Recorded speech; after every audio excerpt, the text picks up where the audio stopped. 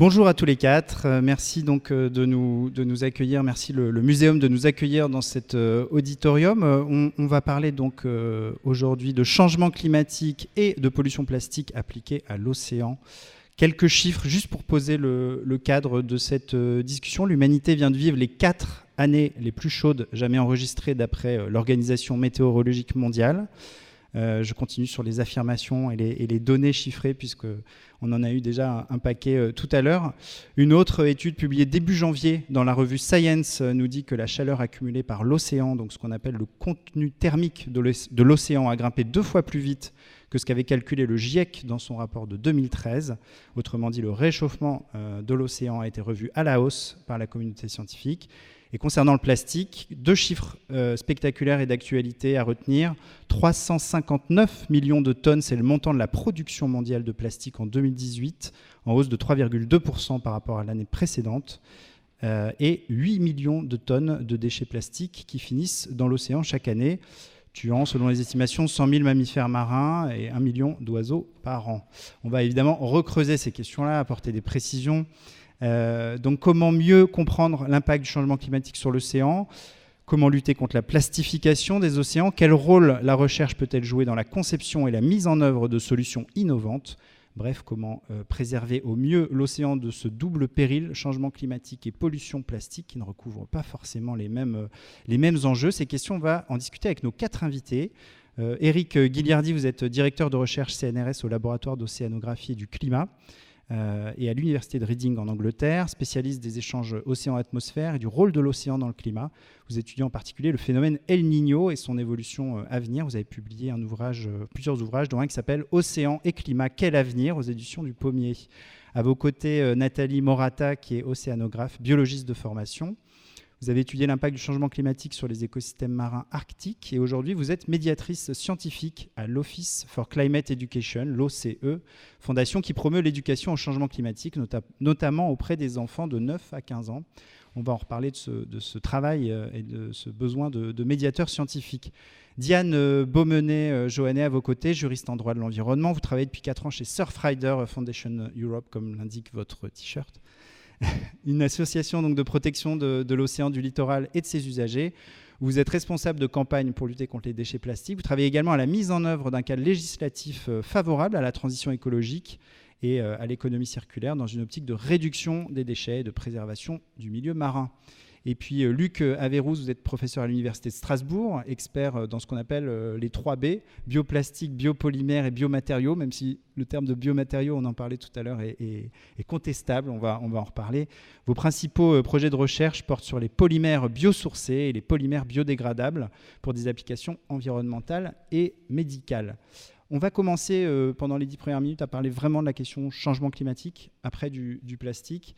Sur le changement climatique, Éric Guiliardi, je voulais vous faire réagir à ce chiffre qu'on a vu tout à l'heure dans l'étude qui a été pilotée par le Muséum. Je vous le redonne, 9% des gens qui considèrent que le réchauffement, changement climatique est une des menaces qui pèsent le plus pour l'océan. C'est un chiffre qui est finalement assez faible par rapport à d'autres menaces. On a vu notamment les menaces de pollution chimique, la question des marées noires qui a peut-être plus d'impact dans l'opinion.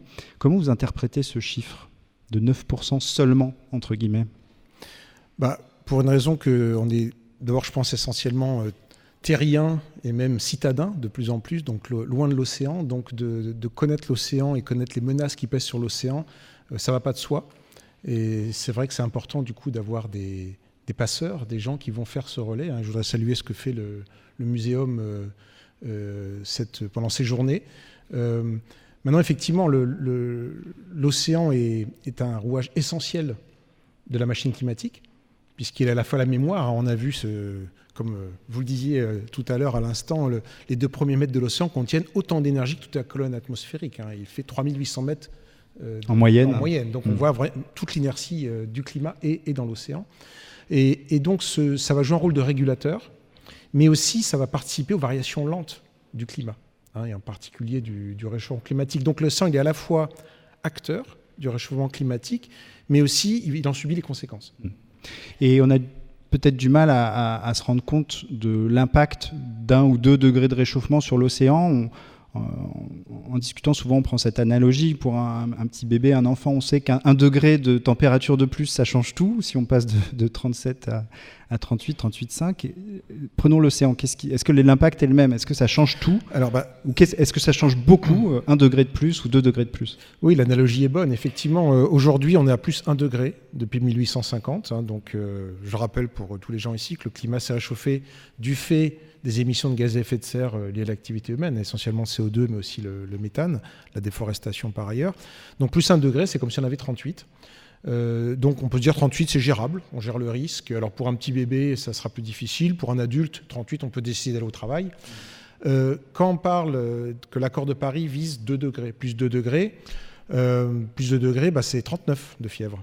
Là, le risque est plus élevé. Là, même les adultes vont peut-être faire le choix de rester chez eux, de prendre une aspirine. Alors, si on ne fait rien dans le scénario du laisser-faire, qui, je vous rappelle, on suit la trajectoire en ce moment, depuis longtemps, plus 4 degrés, pour votre température à vous, c'est 41 degrés. Si vous êtes encore en vie, vous êtes en réanimation à l'hôpital. Donc le climat, c'est pareil. C'est un réglage fin, et l'océan aussi. Donc chaque degré, chaque demi-degré compte. Et donc chaque action qu'on va mener tout de suite va compter. Et pourquoi tout de suite? On dit se dépêcher. En fait, la moitié du CO2 qu'on relâche dans l'atmosphère aujourd'hui, il sera encore dans 100 ans. Donc il y a vraiment une inertie très forte. Il y a l'inertie de l'océan, mais il y a aussi l'inertie du cycle du carbone qui va l'absorber. Alors vous avez beaucoup travaillé sur El Niño, qui joue un rôle essentiel justement dans le réchauffement des températures, la multiplication notamment des sécheresses, particulièrement ces dernières années. On entend beaucoup parler d'El Niño, même quand on n'est pas spécialiste. Pourquoi c'est si important dans le rapport à l'action du changement climatique, El Niño? Quel rôle il joue? Quel rôle il va jouer, surtout dans les années qui viennent? Alors en fait, El Niño, c'est une bonne illustration de quelque chose qui peut se généraliser à beaucoup de phénomènes dans la planète. C'est que El Niño amène des extrêmes. Effectivement, El Niño, c'est un déplacement d'eau chaude de l'ouest vers le centre-est du Pacifique, ce qui fait qu'au lieu qu'il pleuve autour de l'Indonésie, il se met à pleuvoir au Chili, au Pérou. Et puis, par contre, il y a des endroits qui deviennent désertiques, en Afrique, par exemple, où il peut y avoir des urgences alimentaires. Et en fait, ce que fait le changement climatique, c'est de peu à peu relever le seuil de vulnérabilité des populations, mais aussi des écosystèmes. Si on parlait des coraux à l'instant, dans l'est du Pacifique, quand il y a un événement El Niño, la température monte de quelques degrés, il y a un blanchiment du corail, mais qui a le temps, El Niño, ça arrive tous les 3 à 7 ans, qui a le temps de récupérer entre 2 événements El Niño, El Niño, ça arrive depuis des millions d'années. Si le niveau moyen de température augmente, le temps de récupération est de plus en plus court. Et donc on voit des zones du Pacifique aujourd'hui où le corail n'a pas le temps de récupérer entre 2 événements El Niño.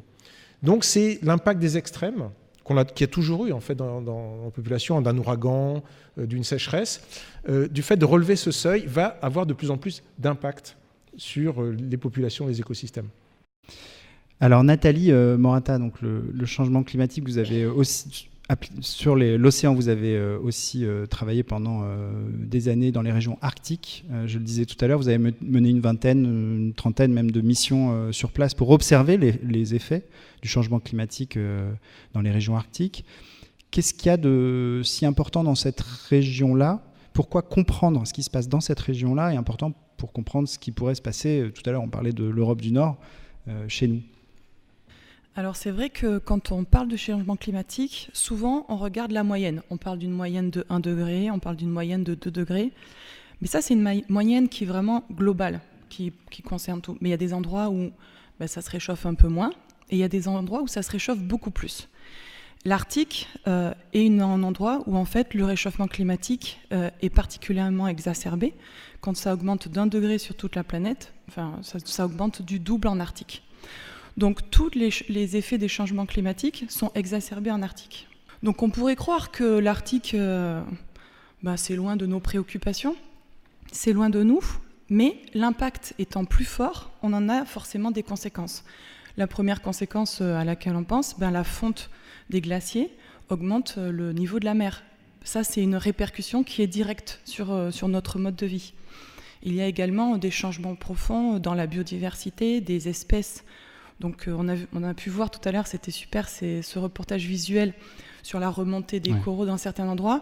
En Arctique, il y a des espèces qui arrivent du sud et qui remontent vers le nord, qui n'y avait rien à faire là-dedans, et qui change tout le fonctionnement des écosystèmes. Ça change les écosystèmes de manière générale, ça a des implications pour les populations locales, mais ça a aussi des implications pour les pêches et tout ce qui nous concerne, nous, pour nos besoins en poisson, en pêche. Et puis en plus, il y a le fait que cette glace disparaisse en Arctique. On appelle ça la nouvelle conquête de l'Eldorado. C'est un peu tout le monde part à la conquête et essayer de se placer pour pouvoir aller exploiter ces nouvelles richesses. Oui, Canada, Russie, États-Unis, il y a une nouvelle bataille, une nouvelle scène géopolitique effectivement, pour les ressources en Arctique. Aujourd'hui, vous menez un travail donc, de médiation scientifique, je le disais tout à l'heure, auprès d'enfants, auprès du corps enseignant. Est-ce que vous pouvez nous expliquer un peu en quoi ça consiste ? Je crois que notamment ça prend la forme aussi d'expériences de simulation sur la hausse du niveau de l'océan. Oui, mais on a fait ça ce matin avec certains enfants qui sont dans la salle. Après avoir fait cette recherche pendant une quinzaine d'années, j'avais envie de travailler plus sur quelque chose qui permet d'avoir des implications sur l'éducation. Et donc, la médiation scientifique, c'est faire l'interface entre le monde des scientifiques et le monde de l'éducation, pour pouvoir transmettre les informations scientifiques de manière compréhensible pour les enfants, pour qu'ils puissent comprendre ce qui se passe, tous ces phénomènes scientifiques compliqués. On essaie d'établir, donc avec l'Office for Climate Education dans lequel je travaille, on essaie de transcrire des informations scientifiques en expériences ludiques pour les enfants pour qu'ils comprennent ce qui se passe. Donc ce matin, par exemple, dans la tribune junior, on a fait une simulation de ce qui se passerait lorsqu'il y a un réchauffement, comment ça affecte les glaciers, comment ça affecte la banquise. Et donc, par exemple, ils ont pu comprendre et ils ont fait une super restitution et ils ont bien compris le message que lorsque la banquise fond, la banquise c'est de l'eau salée qui a congelé, ça ne change pas le niveau des mers, mais par contre, quand les glaciers fondent, ça augmente et donc le niveau a augmenté dans les aquariums. Donc on essaie de faire ça de manière ludique, mais ça reste, je pense que... Avec des aquariums, avec du matériel Voilà, on a pris des petits aquariums qui simulent un peu un océan et on a utilisé des glaçons. Une question pour vous deux, parce que je crois qu'Éric aussi, vous collaborez avec l'OCE, l'Office for Climate Education. Il y a Bruno David, le président du muséum, évoqué dans son mot d'introduction le prochain document, la prochaine publication du GIEC, qui va être rendu public en septembre prochain, normalement, septembre 2019, et qui va porter sur les incidences des changements climatiques sur les océans et la cryosphère. Qu'est-ce que vous attendez de ce rapport ? Qu'est-ce qu'il va apporter comme nouvelle, et je crois que vous travaillez aussi donc, sur une version plus audible, justement, à destination du corps enseignant. Est-ce que vous pouvez nous en dire plus sur ce rapport du GIEC ? Effectivement, donc les rapports du GIEC, il y a les rapports principaux qui sortent tous les 7 ans à peu près. Il y a des rapports spéciaux, et là, c'est un rapport spécial océan-cryosphère. Donc ça permet de faire un point de l'état des connaissances spécifiques à l'océan. Il y avait toujours on parlait bien sûr, l'océan étant un élément essentiel du climat, il était présent dans les précédents rapports, mais là, ça permet, et de façon très transverse, de voir, l'océan, certes, physiquement, il change, mais aussi les impacts au niveau de population, certaines solutions. Donc, de brasser les experts, de mélanger, de faire de la co-construction sur toutes les dimensions de l'océan, pas uniquement de climat. C'est vraiment de mélanger ça. Donc ça, on en attend, je pense, beaucoup de pistes, déjà de connaissances, d'évaluer ces vulnérabilités dont on parlait, de mieux les connaître, de mieux les rendre disponibles pour les décideurs. Alors évidemment, ces rapports, ils sont faits pour les décideurs. C'est l'ONU qui commande ces rapports. Et avec l'OCE, on va en faire une traduction pour les enseignants. Et là, Nathalie pourra compléter. Alors, quelle forme ça prend ? Alors, en concret, on est en train de travailler, donc on travaille avec les experts du GIEC, avec d'autres scientifiques également, pour établir des plans de cours que les enseignants de primaire et de secondaire pourront utiliser. Donc c'est une série de plusieurs heures qu'ils pourront faire en classe et qui utilisent les informations cruciales qui viennent des scientifiques, qui doivent être transmises aux enfants. Donc on établit un plan de cours avec un résumé qui permet à l'enseignant de comprendre ce qu'il va devoir enseigner et des démarches étape par étape pour faire des expériences avec les enfants pour qu'ils puissent apprendre de manière active. Est-ce que c'est nouveau ? Est-ce que c'était déjà mis en place sur des précédents rapports du GIEC ? ce type de traduction à destination du corps enseignant? L'OCE existe depuis 1 an, donc c'est nouveau. Lorsqu'il y a eu le rapport 1.5 qui est sorti à l'automne, donc l'OCE a coordonné un résumé, parce que donc lorsque le rapport est sorti... Le dernier grand rapport du GIEC. Voilà. Lorsque le rapport est sorti, il y a un résumé, donc c'est un énorme document, mais il y a un résumé qui est sorti pour les décideurs politiques. En fait, l'OCE a coordonné l'équivalent pour les enseignants, donc pour pouvoir permettre aux enseignants de comprendre ce rapport. Et donc le prochain rapport Océan et Cryosphère qui sort en septembre, ce sera le même travail qui sera fait. Il y aura un résumé, mais il y aura également en plus des cours, des vidéos, des animations. Il y a tout un support de ressources qui accompagnera la sortie de ce rapport pour pouvoir permettre des actions éducatives sur ces thématiques. Oui. Si je peux rajouter juste un point c'est vrai que s'adresser à des enfants, c'est jamais facile. Moi, c'est ce que j'ai appris en travaillant avec des professionnels, des éducateurs, des enseignants. Et transmettre des savoirs, c'est certes une chose. Ce que fait, en fait, on travaille, c'est la main à la pâte est à l'origine, avec les scientifiques du climat de l'Office for Climate Education. Donc l'idée, c'est vraiment de rendre les enfants acteurs. D'abord, ça permet d'apprendre la démarche scientifique, l'esprit critique, qui est si important dans la société, mais aussi de ne pas être juste en mode angoissant, il y a un réchauffement climatique qui arrive, et nous, enfants, on ne sait pas quoi en faire. Donc de les rendre acteurs, et ça, c'est vraiment essentiel. C'est aussi une des missions qu'on s'est fixées dans l'OCE. C'est pas juste de remplir des cerveaux, c'est les rendre acteurs d'eux-mêmes, de leur futur. Ça, c'est vraiment important. Alors, il y a un autre sujet qui est important pour l'océan, on va l'aborder, c'est celui du plastique. Je vais poser une première question à Diane Baumenet-Johannet, donc de Surfrider. On avait interviewé avec Uzbek Erika il y a quelques mois le navigateur Patrick Dexon qui nous confiait dans une interview que même si vous posez un plastique au sommet de l'Himalaya, il finira dans l'océan. Vous-même, je crois, dans une interview que vous avez accordée récemment, vous disiez que jeter par terre, c'est équivaut à jeter en mer. Qu'est-ce que ça veut dire exactement? Pourquoi et comment l'océan devient-il le réceptacle final de nos déchets plastiques? Alors effectivement, on dit souvent jeter par terre, c'est jeter en mer, puisque le fait de jeter par terre, par le fait de la pluie, du vent, les déchets vont ruisseler jusque dans les cours d'eau et des cours d'eau jusque dans l'océan. Tout simplement, toute la pollution qu'on a à terre en fait va, in fine, par le cycle de l'eau, se retrouver dans l'océan. Donc c'est pas juste une formule, c'est une réalité. Et parlons un peu de Surfrider. Je crois que vous collectez plus de 80 000 bouteilles en plastique chaque année. Mais vous dites que les opérations de ramassage sont certes importantes, notamment pour sensibiliser, mais que ça ne suffit pas, qu'il faut couper le robinet à la source. Là aussi, je vous cite, ça veut dire quoi, couper le robinet à la source? Ça veut dire remettre en question tous nos modes de consommation et de production pour réellement en fait, ne plus produire de déchets.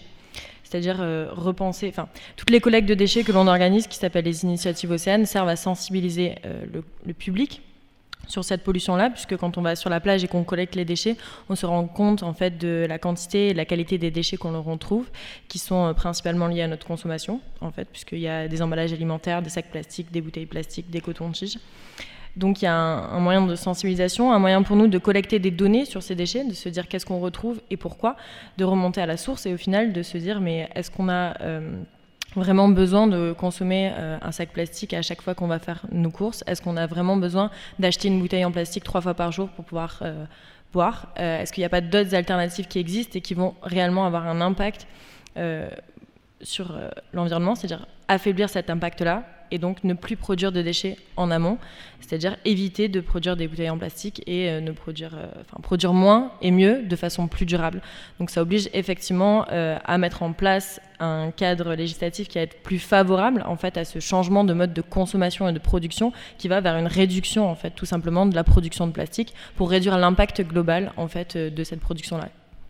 Alors Lucas Verrouz, vous travaillez depuis la fin des années 90 sur la conception donc, de polymères biosourcés, par exemple à partir de molécules d'amidon. Je crois que vous avez aussi mené un travail à partir des carapaces de crustacés. Est-ce que vous pouvez nous présenter quelques exemples de ces biopolymères? On dit souvent bioplastique, mais je crois que vous préférez parler de biopolymères. Et à quels usages ils sont destinés exactement? Juste auparavant, je voulais un petit peu rebondir sur ce que vient de dire ma voisine. Je pense qu'en 20 ans, on est passé d'un comportement qui est le plastique est fantastique à actuellement peut-être un autre extrême, qui est quand même du plastic bashing. C'est-à-dire que c'est quand même une réalité. Actuellement, nous avons tous besoin donc, de matière plastique. Il va falloir très clairement donc, réduire la ressource, la mieux utiliser. Mais la tendance, c'est ce qu'on peut lire actuellement donc, dans les colonnes de certains journaux, qui est donc d'interdire la matière plastique, à mon avis, est très dangereux. Je veux dire, on va le remplacer par quoi ? J'entends parler du papier. Dans le papier, vous avez des polymères, enfin, des matières plastiques, etc., etc. Le papier n'est pas obligatoirement un matériau super... parfaitement biosourcé. Exactement. Donc, attention, comme on dit chez nous, donc de ne pas jeter le bébé avec l'eau du bain. Hein. Donc, ça, c'était ma première introduction. Alors, très clairement, on est alerté depuis très très longtemps sur la problématique donc, d'une part de la ressource et d'autre part de la fin de vie des matériaux. On n'a pas attendu la période actuelle. Évidemment, lorsqu'on produit 200 millions de tonnes, 350 actuellement, ces matières plastiques vont bien se retrouver quelque part. Quoi. Je veux dire, les gens sont un petit peu schizophrènes. Tout le monde était au courant que les matières plastiques, et ça fait très longtemps, qu'elles ont des durées de vie, non pas de 20 ans, comme on a entendu dans le reportage, mais en centaines d'années. Encore plus longue, ouais, et à un moment, on sait très bien que le flux va faire qu'on va retrouver ça dans les océans. Enfin, je veux dire... et pas juste sous la forme de continents flottants, mais aussi de microplastiques qui tombent dans les fonds marins. On estime à peu près 1 million de tonnes les teneurs en microplastiques actuellement dans les océans. Et on sous-estime sûrement cette valeur-là, puisqu'il y a beaucoup de nanoplastiques, donc de matériaux nanométriques. Donc la recherche a pris en charge ceci il y a très longtemps, bien avant le fait que les matériaux bio étaient... Donc, vous voyez une accélération quand même du côté de la demande des industriels et des moyens qui sont mis dans la recherche. Alors, nous, je commence à travailler dans ce domaine-là en 1996. Depuis 2004, il y a eu une accélération qui est incroyable, je veux dire, dans ce domaine-là. D'un coup, d'ailleurs, la plupart de mes collègues des laboratoires polymères se sont mis à travailler sur ces problématiques-là, et notamment, par exemple, sur ce qu'on appellera un bioplastique qui est très très connu, qui est l'acide polylactique, qui est obtenu à partir d'acide lactique, lui-même obtenu par fermentation. Vous faites ça chez vous, lorsqu'on fait de la choucroute, on fait de l'acide lactique, lorsqu'on fait du yaourt, on fait de l'acide lactique. Donc très très tôt, je veux dire, on a pris cette thématique en charge. Et ceci aussi, en même temps, on a vu l'évolution, je veux dire, des consommations de pétrole. Il va falloir au moment aussi penser à substituer donc, le pétrole, on parle de peak oil, etc., vers ce qu'on appellera de la biomasse, c'est-à-dire donc des matériaux qui est généré par des organismes vivants, que ce soit des champignons, des bactéries, des plantes, des animaux. Donc ça, c'est pour le début de vie des matériaux. Et puis on prend en charge aussi la fin de vie des matériaux, donc sur des aspects donc, de biodégradation. Donc là, c'est la biodégradation, c'est la dégradation dans laquelle le mécanisme principal est enzymatique, par opposition à la dégradation avec l'UV, l'ozone, etc. Donc, on prend en charge à la fois le début de vie des matériaux et la fin de vie des matériaux. Est-ce que vous pouvez prendre un exemple ou deux qu'on comprenne ? Très tôt, moi, j'ai commencé ma carrière à l'époque donc, en travaillant donc, sur de l'amidon, et comment, à partir d'amidon, on va faire donc, des matériaux qui seront à très courte durée de vie, pour remplacer, par exemple, le polystyrène expansé. Donc le polystyrène, donc un matériau de très faible densité qu'on retrouve très souvent dans les océans. Donc on peut le remplacer par ce qu'on appellera des polysaccharides. Ensuite est venu donc avant les années 2000 donc les développements des polyesters tels que le PLA. Actuellement le PLA est un matériau qui est très fortement développé. Vous prenez le TGV puis les verres qu'on va vous servir sont en base de PLA. C'est un matériau biodégradable. Assez peu de gens le savent. Et il y a de plus en plus donc, actuellement donc, de matériaux qui sont issus de la biomasse. Et les industriels, bien évidemment, ont senti aussi cette évolution-là. Il y a aussi, je veux dire, au sein dans chaque entreprise, il y a des gens qui ont aussi envie d'avancer vers un monde beaucoup plus respectueux de l'environnement. Et donc, il y a de plus en plus donc, de plastiques qui sont biosourcés. Alors, juste pour vous donner un chiffre, donc, vous parliez de 350 millions de tonnes donc, de production de matière plastique. Actuellement, dans ce qu'on appellera les bioplastiques, alors bioplastiques, c'est matériaux biosourcés, biodégradables. Au sens large. C'est 2 millions de tonnes. Donc on est à peu près à 1% actuellement. des matériaux, donc de matériaux de ce type-là, qui sont tout à fait adaptés pour de la courte durée de vie, quoi. C'est-à-dire donc les emballages, c'est-à-dire ce que vous allez acheter au supermarché et vous avez jeté très très rapidement derrière. Alors, oui. Une question peut-être pour Diane et pour vous. Il y a eu pas mal de directives européennes, de lois passées pour obtenir l'interdiction des sacs dans les grands magasins, enfin des sacs plastiques non biosourcés. Il y a eu plus récemment la directive qui interdit les petits objets plastiques type couverts à usage unique, type couverts, touillettes. Qu'est-ce qu'il faudrait ? Beaucoup de gens ont accueilli, notamment du côté des ONG, cette nouvelle en disant c'est bien, mais c'est un peu dérisoire par rapport à l'enjeu. Qu'est-ce qu'il faudrait pour accélérer le rapport de grandeur que vous donnez entre déchets plastiques et production de bioplastique et production plastique est assez spectaculaire. Qu'est-ce qu'il faudrait pour accélérer plus rapidement, plus fortement, réduire cette masse de déchets plastiques ? Est-ce qu'il y a s'il y avait une loi à faire, une mesure politique à prendre ? Moi, je suis d'accord avec l'approche qu'elle a développée. Ça passe avant tout par l'éducation, ça passe avant tout par la sensibilisation. Je veux dire, quand même, les gens, ils ont un comportement schizophrène. D'un côté, ils blâment les matières plastiques, et d'autre part, ils ont une utilisation des matières plastiques qui est absolument lamentable. Je veux dire, j'ai encore vu un mégot de cigarette jeté au sol juste avant de venir ici.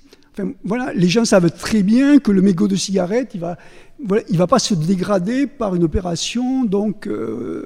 Alors, Diane Baumné-Joannet, il n'y a pas que les gens et la responsabilité individuelle ? Exactement. Je pense que c'est une responsabilité collective. On consomme tous du plastique, mais parce qu'on nous propose aussi que du plastique. Donc l'idée, c'est d'un côté de renforcer tout ce qui va être information des citoyens, sensibilisation, éducation, évidemment, aux bons gestes, mais également apporter les solutions pour justement ne plus réduire nos déchets à la source. Donc ça veut dire promouvoir les alternatives. Et pour justement promouvoir des alternatives qui vont avoir moins d'impact sur l'environnement, il faut aussi contraindre les industriels à changer leur mode de production et à changer les produits qu'on nous propose, aller vers plus d'éco-conception, plus d'économie circulaire. Comme je disais tout à l'heure, produire moins parce qu'il y a quand même un épuisement des ressources, donc il faut moins produire, mieux produire de façon plus durable et in fine mieux traiter aussi la fin de vie de nos déchets. Et donc il y a vraiment plusieurs leviers à activer, que ce soit nos actions individuelles et une responsabilité collective, et j'irai même au-delà de ça au niveau international, parce qu'on sait que tout ce qui arrive dans l'océan en fait va impacter l'océan d'un bout à l'autre. Donc voilà, le mégot qu'on peut jeter aujourd'hui en France peut aller impacter la côte africaine. Il y a vraiment un effet de diffusion dans l'océan, donc on est tous responsables. Et donc au-delà de la directive européenne, qui est quand même une belle avancée, parce que la thématique a mis du temps à arriver au niveau des politiques, parce que justement ça remet en cause notre modèle économique, il faut aussi avoir un accord international. Et c'est en discussion en ce moment au niveau des Nations Unies, justement, de se dire est-ce qu'on ne devrait pas, comme le changement climatique qui a eu l'accord de Paris, avoir un traité international sur la pollution plastique qui reprend cette responsabilité collective et qui partage les bonnes pratiques et qui vraiment amène des solutions au niveau global. Oui, un dernier complément, et puis après on va laisser la parole à la salle. Donc, de toute façon, les pistes existent déjà. Il existe des filières donc, de recyclage, il faut encore qu'elles soient utilisées. Il y a des pistes aussi autour, évidemment, de l'impact environnemental au travers des cotaxes. Il suffit de les mettre en place. Pas besoin de bouleverser donc, l'horizon actuel. Mais il faut que les choses avancent et beaucoup plus rapidement que ce qui est le cas actuellement, c'est clair. Alors, on va laisser la parole à la salle. J'imagine qu'il y a des questions pour nos quatre invités. Peut-être que déjà, je voudrais les remercier d'avoir apporté ces éclairages très pédagogiques. C'est l'objet aussi de cette journée. Je crois qu'il y a une question qui a été préparée ce matin spécifiquement par les enfants qui ont participé à la tribune junior, donc en compagnie, entre autres, de Nathalie Morata. Moi, je m'appelle Elias. Et si personne ne fait rien pour le plastique, à long terme, 100 ans à peu près, quel serait l'état des océans au niveau du plastique ? Et voilà. Si on ne fait rien, c'était ça la question ? Si on ne fait rien. J'ai pas compris. Avec la production de plastique... Au rythme actuel, avec le rythme actuel de production de plastique, qu'est-ce qui se passerait dans 100 ans ? C'est pas possible, parce qu'en fait, depuis 1950, si on regarde Donc la courbe de production de matières plastiques, elle n'arrête pas d'augmenter. En plus, ces derniers temps, elle s'est plutôt accélérée. Donc là, je crois on est obligé de faire quelque chose. Le problème, c'est que on peut faire des choses au niveau de l'Europe, mais comme vous disiez, c'est global. L'Asie est actuellement une région très importante de production et aussi de pollution. Donc il faut qu'il y ait quand même un consensus qui soit global au niveau de la planète dans ce sens-là. Mais on ne peut pas... là, c'est plus possible. Alors, est-ce qu'il y a des questions pour nos invités? Je vois un bras qui se lève là-haut. Je n'ai pas Dieu derrière la tête, donc si jamais il y a des bras qui se lèvent, n'hésitez pas.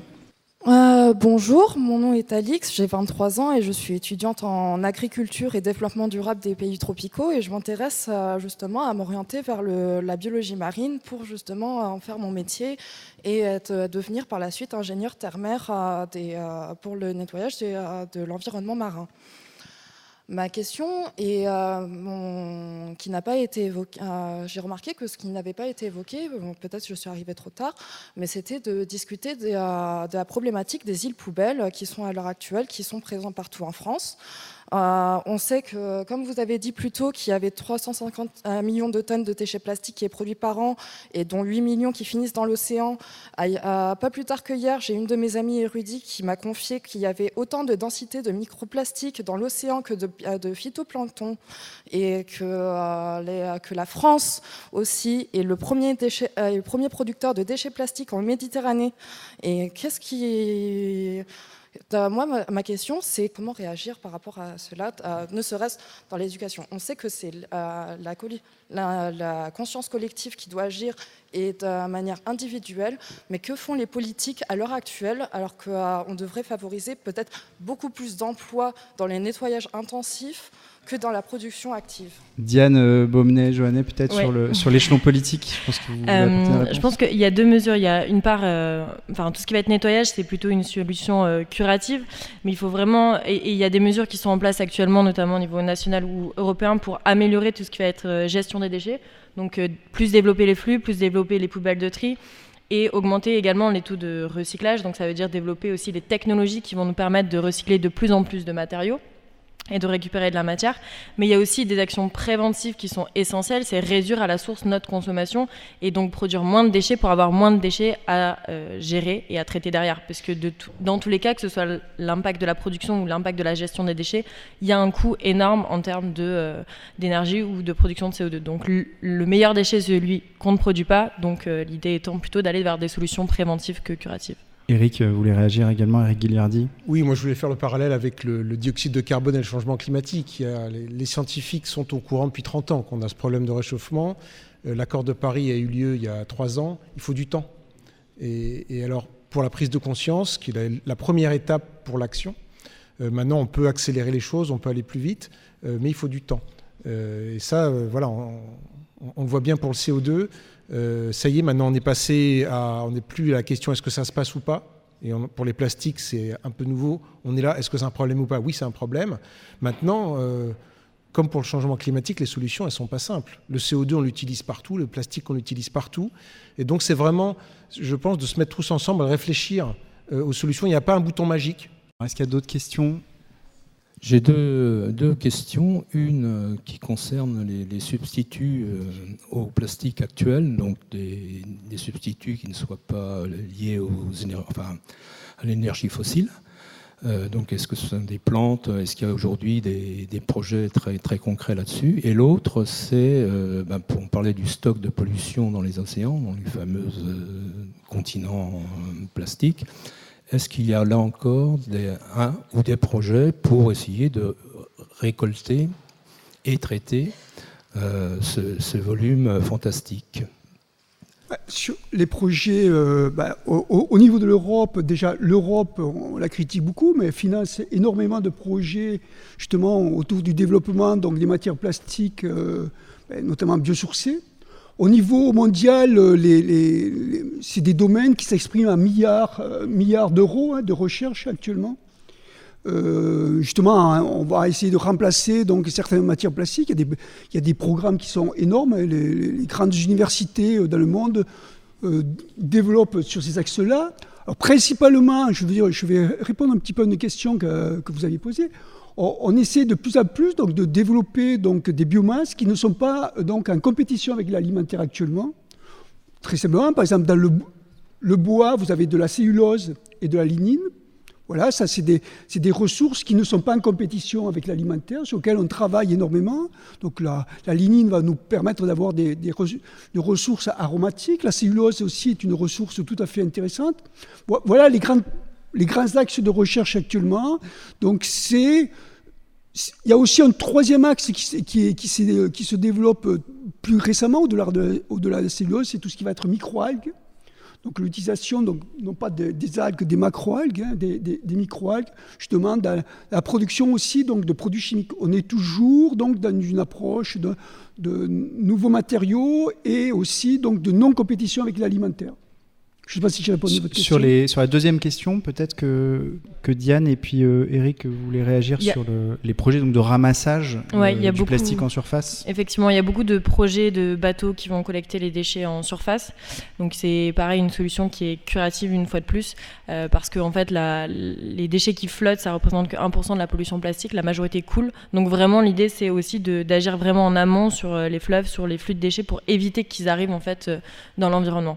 Et qui, du coup, s'y dégradent et restent pendant des centaines d'années. C'est vrai que c'est très spectaculaire, ce continent de déchets, donc 3 fois la taille de la France, le fameux Great Garbage Patch. Il y en a d'autres, en fait, des immenses îlots comme ça de déchets, mais peut-être que l'œil médiatique aussi est très attiré par ça et peut-être moins par d'autres périls. Diane. Oui, mais en fait, les continents de déchets, on a une fausse image de se dire que c'est en fait une accumulation de déchets, de macro-déchets, de gros déchets, sur laquelle on peut marcher, mais en réalité, c'est une accumulation à la fois en surface et dans la colonne d'eau, et surtout de micro-particules de plastique, c'est-à-dire c'est un endroit où il y a plus de plastique au final que de plancton, et donc du coup, c'est pas forcément super visible. Toutes les images qu'on a, c'est beaucoup d'arrivée de déchets d'un coup en fait dans l'océan, qui va nous donner des images qui va nous permettre de communiquer là-dessus sur cette pollution-là. Mais c'est vrai qu'il y a une énorme partie de la pollution qu'on voit pas, qui est invisible, puisqu'elle est en micro-particules ou nano-particules de plastique dont on parlait tout à l'heure, et qui est très très impactante. Oui, moi je voulais rajouter effectivement, vu l'immensité de l'océan, d'aller essayer de ramasser ça, ça me semble un petit peu illusoire. Et ça peut avoir, c'est un peu comme le CO2. Le CO2 qu'on envoie dans l'atmosphère, on se dit, mais est-ce qu'on ne pourrait pas aller le rattraper ? Le problème, c'est que, alors on réfléchit à la technologie, mais étant donné les échelles de temps dont on parle, pour le changement climatique, il faut agir dans les 10-20 ans, sinon le coût va devenir vraiment exorbitant. Aujourd'hui, on n'a pas les technologies pour aller capter les CO2. De la même façon, on n'a pas les technologies pour aller ramasser des microbilles de plastique dans l'océan entier. Et puis à quel coût ? À quel coût ? Il y a l'autre problème aussi, c'est que si on se dit on peut ramasser, on se dit on peut continuer à en émettre. Donc il y a aussi et là c'est plus le citoyen qui parle. Voilà, il ne faut pas se dire j'ai jeté un papier dans la rue, il y a quelqu'un qui va venir le ramasser, donc je peux continuer à en jeter. C'est pas vrai. On va peut-être prendre une dernière question ou centraliser 2-3 questions s'il y en a encore. Oui, je m'appelle Alizée Marchand, j'ai 16 ans et je viens de Montpellier. Enfin, c'est plus une affirmation, mais c'est plus pour vous, Nathalie Mourata. Vous dites que vous allez sensibiliser les jeunes, mais moi je suis en seconde et je sais que quand il y a des intervenants qui viennent pour une raison ou une autre, les gens, ma génération, elle est plus sensible à ce genre de choses-là. C'est plus leur petite personne et plutôt leur petite vie et la société de consommation que de se dire mon plastique que j'ai jeté ou que j'ai consommé aujourd'hui va finir dans l'océan. C'est bien de faire de venir en cours, de nous expliquer plein de choses, mais je ne sais pas comment il faudrait faire pour vraiment sensibiliser les gens. Il y a moi, je suis venue là, mais les autres, ils ne seraient jamais venus là en général. Je parle pour une généralité en fait. Qu'est-ce qu'on peut faire au-delà de la classe ? Pardon ? Qu'est-ce qu'on peut faire au-delà des classes ? Alors, il y a 2 choses. Vous avez 16 ans, donc déjà, dans le cursus, à partir de la rentrée, il va y avoir des cours qui vont être dédiés au changement climatique, donc à partir de la rentrée. Je pense que ça fera la différence d'en parler officiellement dans le cadre du cursus scolaire, au lieu que ça soit une intervention par-ci par-là. Nous, à l'OCE, c'est très bien de faire des cours au niveau du lycée parce que c'est plus technique, on peut aller dans des détails de l'effet de serre, de choses comme ça. Mais je pense que le problème, c'est l'ouverture d'esprit. Et ça se travaille beaucoup plus tôt. Donc c'est pour ça que nous, à l'OCE, on s'intéresse en particulier aux primaires et au collège et aux plus jeunes pour pouvoir développer cet état d'esprit beaucoup plus tôt. On essaie de créer des cours pour ça et on essaie aussi d'encourager les classes à avoir des projets concrets, de mettre en place des pédibus, de planter des arbres, de la végétalisation, pour qu'ils se sentent plus concernés. Et je pense vraiment qu'en commençant à faire ce genre d'action plus tôt, eh ben, vous vous sentirez un jour plus concerné. J'ai cet espoir. Diane de Saint-Frayeur, qui voulait compléter. Juste pour compléter rapidement, en plus du rôle de l'éducation nationale, c'est vrai que les associations, c'est aussi leur rôle de sensibiliser, d'aller à la rencontre des jeunes et des moins jeunes, enfin de tous les publics au final, pour sensibiliser sur cette problématique-là. C'est vrai qu'on est beaucoup plus sensible quand on est directement touché par un problème de pollution, quand on habite sur le littoral, quand on nage, quand on surfe, etc. Mais l'idée est justement d'amener les jeunes à aller faire par exemple des collectes de déchets et de se rendre compte par eux-mêmes en fait de la pollution. C'est-à-dire de les amener sur le terrain, de faire des activités avec eux, de les mobiliser et de en fait vivre par l'expérience en fait ce que c'est que cette pollution et donc en quoi ils peuvent se sentir concernés puisque les déchets qu'on retrouve en fait viennent de la consommation quotidienne. Donc il y a aussi plein d'activités en parallèle qui sont menées et c'est vrai que d'aller sur le terrain c'est toujours plus marquant. Éric Guilliardi, le mot de la fin. Oui, pour dire sur ce point-là où effectivement les programmes c'est bien et nous à la fois donc ONG, éducateurs, scientifiques, on va vers nos instances officielles depuis très longtemps. Mais ce qui a fait que récemment, il y a 2 jours, le ministre de l'Éducation a annoncé un plan très ambitieux de présence de l'écologie au sens large, changement climatique, biodiversité dans les écoles. Et ça pourquoi ? Parce que des milliers de jeunes se sont manifestés et ont été dans les rues ces dernières semaines. Donc moi, je voudrais vous encourager à continuer. C'est vraiment ça qui va faire la différence. Mobilisation intellectuelle, mais pas que. Aussi sur le terrain.